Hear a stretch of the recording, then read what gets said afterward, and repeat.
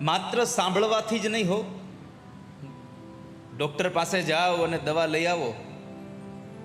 સાહેબ મને તાવ આવે છે, દવા આપો ને. સાહેબ દવા આપે અને એ દવા ઘરમાં લઈ આવીને મૂકી દો અને 2 દી પછી કોઈ આમ પૂછે કેમ છે હવે, તો કે હજી નથી સારું થયું. અરે દવા લઈ આવ્યા તોય? હા, લઈ આવ્યા તોય સારું નથી થતું. કેમ?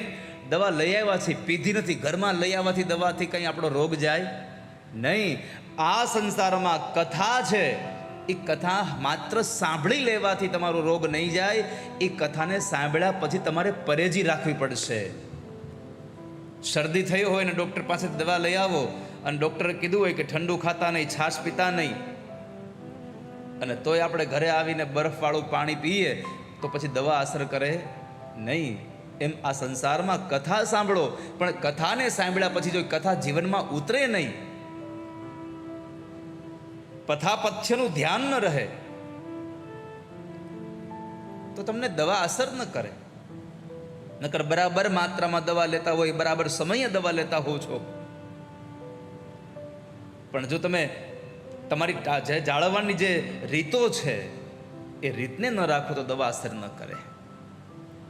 એટલા માટે અહીંયા કહ્યું છે કે અમૃત સ્વરૂપા શ્રીમદ દેવી ભાગવતને જે માણસ શ્રદ્ધાપૂર્વક સાંભળે છે, એમને નહીં, શ્રદ્ધા સાથે, શ્રદ્ધા વિશ્વાસ રૂપીનો.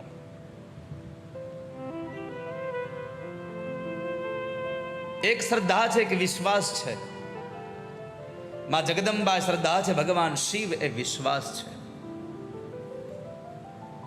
તો શ્રદ્ધા અને વિશ્વાસ સાથે જો તમે ભગવાન આ ભગવતીની કથા સાંભળશો તો પુત્રહીન માણસ પુત્રવાન થાય છે, દરિદ્ર માણસ ધનવાન બને છે, રોગી માણસ નિરોગી બને છે. એ કેવલ આ ભાગવતની કથા સાંભળવાથી. શ્રુત્વા ભાગવતામૃતમ. આ ભાગવતને અમૃત કહ્યું છે, આને અમૃત કીધું છે.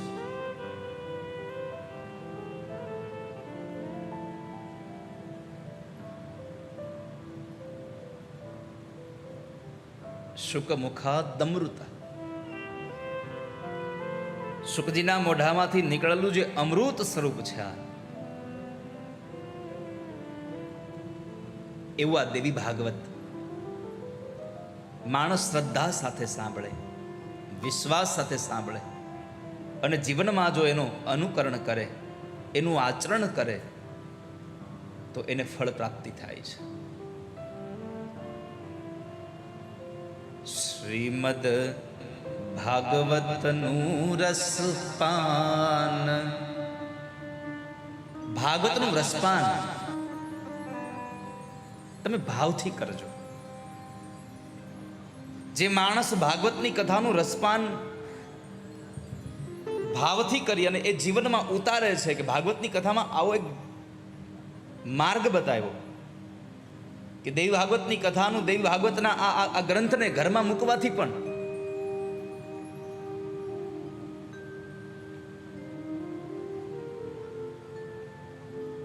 તમારું ઘર પવિત્ર બની જાય, તીર્થ બની જાય.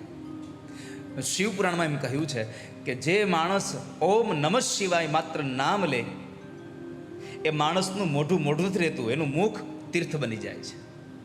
જેમાં ભગવાનનું નામ છે એ તીર્થ બની જાય છે. તો આ સ્વયં આ ગ્રંથ જો આપણા ઘરમાં બિરાજમાન થતો હોય અને ગ્રંથની જો તમે પૂજા કરતા હો તો શું ન મળે તમને? પૂજિતમ યદ્ગૃહે નિત્યમ શ્રી ભાગવત પુસ્તકમ.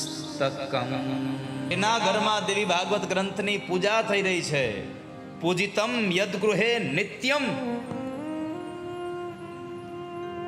જેના ઘરની અંદર નિત્ય ભગવતી માં જગદંબાની ઉપાસના થઈ રહી છે, જેનું પૂજન થઈ રહ્યું છે, એવા ઘર ઘર નથી રહેતા, એ તીર્થ સમાન થઈ જાય છે. તદગૃહમ તીર્થભૂતમ હિ વસતામ પાપ નાશક.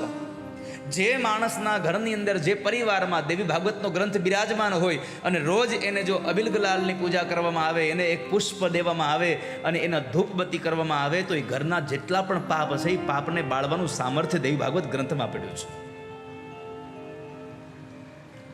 માટે માણસ દેવી ભાગવતની પૂજા કરે, એ ગ્રંથનું સેવન કરે તો પુત્રવાન, ધનવાન, નિરોગી બને છે. અરે દેવી ભાગવતમાં કહ્યું છે કે જે સ્ત્રીને બાળક વારંવાર મૃત જન્મતું હોય, ગર્ભની અંદર રહેલા બાળકને 9 માસ કરતા વહેલા સમયમાં એ બાળક મૃત થઈને જન્મી જતું હોય,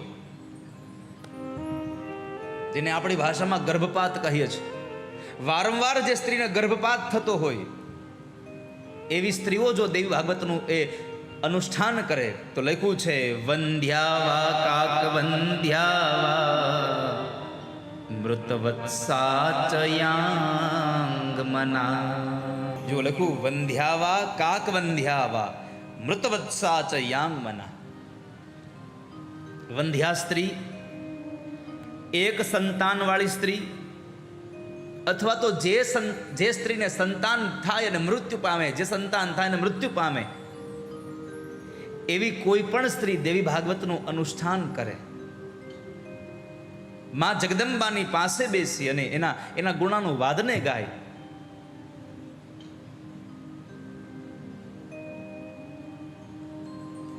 તો એને ત્યાં સંતાન જન્મે. કેવું? દીર્ઘાયુષ્ય. દેવી ભાગવતમ શ્રુત્વા લભેત પુત્રમ ચિરાયુષમ. દીર્ઘ આયુષ્ય વાળું સંતાન જન્મે છે જેના ઘરે દેવી ભાગવતની ઉપાસના થાય છે. માટે આપણા ઘરની અંદર નિત્ય દેવી ભાગવતનો પાઠ થાય.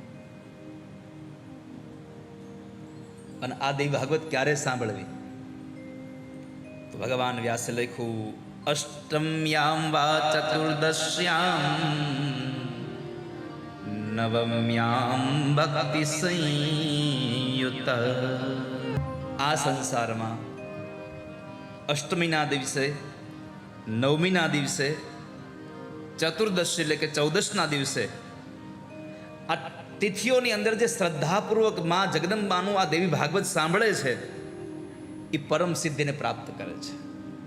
દેવી ભાગવતનું શ્રવણ પરમ સિદ્ધિ માટે જ, માની ઉપાસના સિદ્ધિ માટે છે. દુર્ગાની ઉપાસના પરમ સિદ્ધિને પ્રાપ્ત કરવા માટે છે.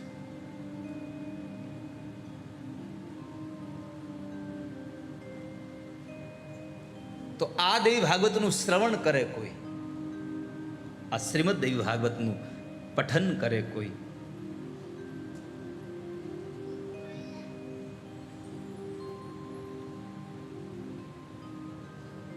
આ દેવી ભાગવતમાં જે શ્રી શબ્દ છે ને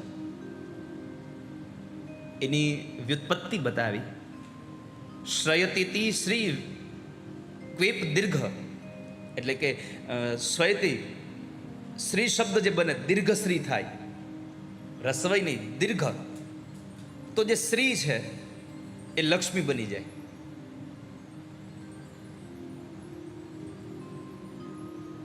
સંપત્તિ શ્રીશ્ચ લક્ષ્મીશ્ચ વિપત્યામ વિપદા પદૌ.